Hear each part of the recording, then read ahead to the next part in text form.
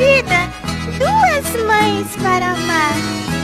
Só não sei com qual ficar. Amo as duas iguais.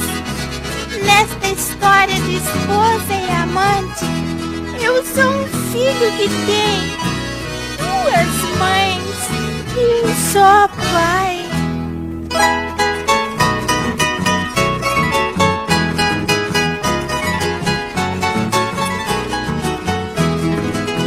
Infelizmente esta vida é tão errada. Sou mais um nessa jogada que o destino determina. Sou um menino que nasceu de um pecado pra viver num lar errado de um casal que não combina. Papai me diz que sua esposa é uma santa, mas pra mim não adianta se não sou filho dela. Se minha mãe do papai é só amante, acho as duas importantes, me divido entre elas.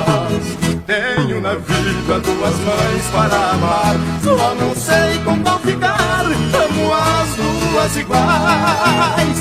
Nessa história de esposa e amante, eu sou um filho que tenho duas mães e um só pai.